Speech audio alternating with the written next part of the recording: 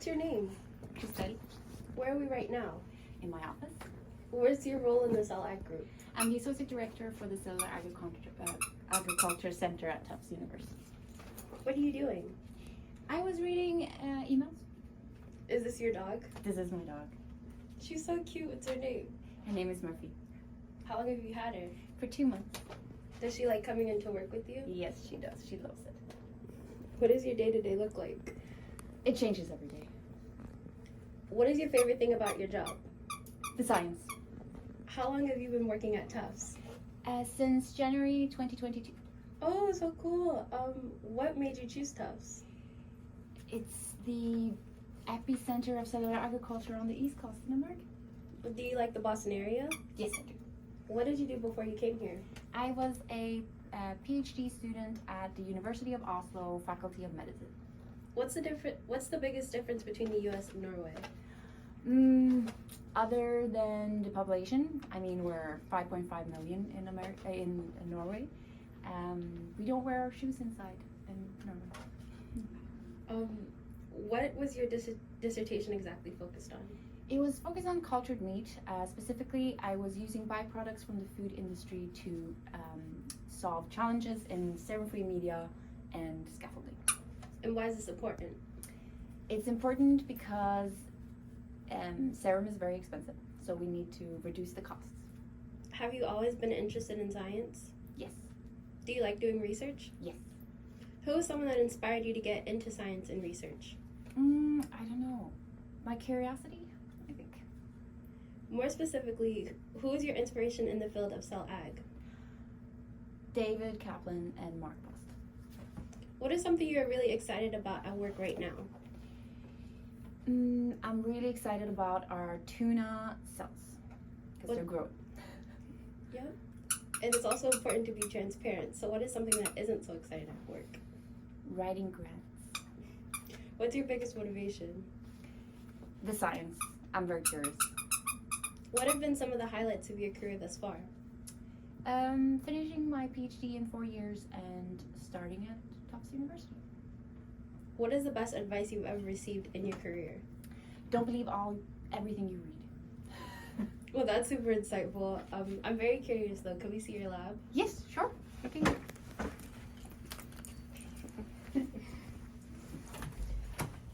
So when did you first hear about lab-grown meat?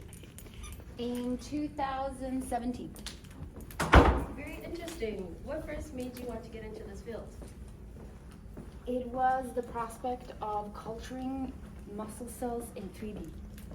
What are your personal motivations for conducting cell ag research? Food security. Why do you think alternative proteins are so important? Food security. Would you ever eat a cultured meat product? Yes. What about cultured insect meat? Yes, definitely. You've tried any? I've tried chocolates with insects in them, and it was very delicious. That sounds delicious. What lab-grown meat product are you most excited for? Burgers and steaks. What do you think are some of the biggest obstacles in the field right now? Cost. Reducing costs. I see. What do you think needs to be done to combat these adversities? Oh, good question. Research. How many different cell types do people in the lab work with? At least 10.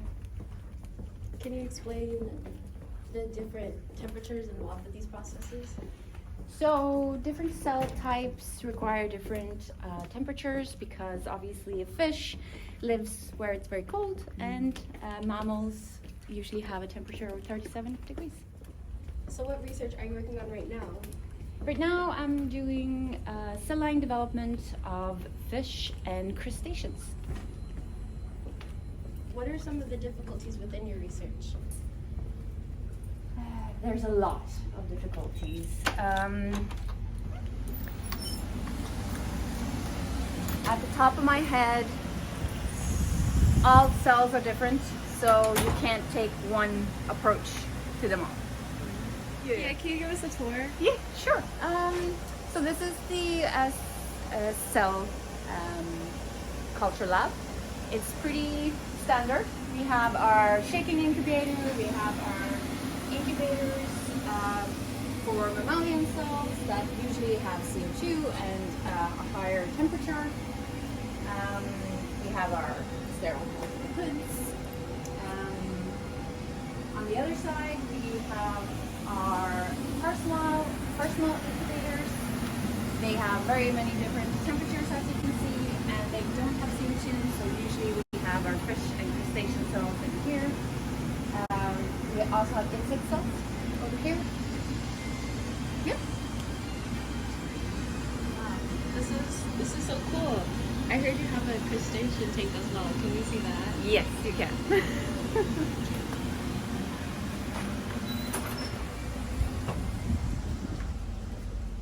So right now the crustacean tank only has red cherry shrimp in it, but we plan to do different species of crustaceans.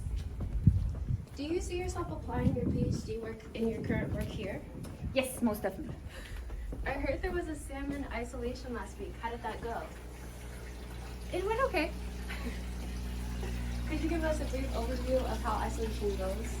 We start with taking a tissue biopsy, then we digest this tissue with enzymes. Then we do that multiple times, and then we purify the cells, and then we pre-plate them, and that's usually how isolation goes. What are some difficulties with fresh sample isolations? Getting fresh tissue is very hard. That's why we actually keep our crustaceans in our lab. How long does isolation usually take? Anything from 3 to 8 hours. That's a long time. What crustaceans are in here? Right now there's red cherry shrimp. What do you use them for? So these we breed, so we wait for their eggs, so we isolate embryonic stem cells. How long have you been maintaining this room? A week. Has there been any issues so far? No, not so far. Have you ever gone on one of the Kaplan fishing labs? Fishing trips? No, I haven't. I haven't been so lucky. I will next year. Do you get seasick? No, I do not. Can you tell us more about the USDA grant? Yes, so it's a significant grant with a collaboration between 5 different schools, universities, and Tufts is in the lead. And we collaborate on solving different challenges in culture needs. What do you hope to be the biggest impact of this work? Innovating a broken food supply chain. How has it been collaborating with people across the country? A lot of fun. I saw the recent FDA approval news. Can you tell us more about why this approval is so important? It means that cultured meat is safe to eat. When do you think cell ag will be commercialized? I don't know. What are some of the coolest cell ag companies in your opinion? Mimosa Meat. They're cool people. What cultured meat product are you particularly excited to try? Burgers and steaks. Do you think people will ever entirely switch over to cultured meat? I don't know. Maybe. Do you think it is ever too late to get into this field? It's never too late. No. This has all been so fascinating to learn about. How can people at Tufts get involved in cell ag? You can reach out, get involved. You can go to events, talks, seminars. And outside of Tufts, how can people in general get more involved? Same answer. Seminars, talks, events. There's plenty of them. This is the last question. Okay. What advice would you give someone looking to work with cellular agriculture? Just get involved. Well, thank you. This has been great. Thank you.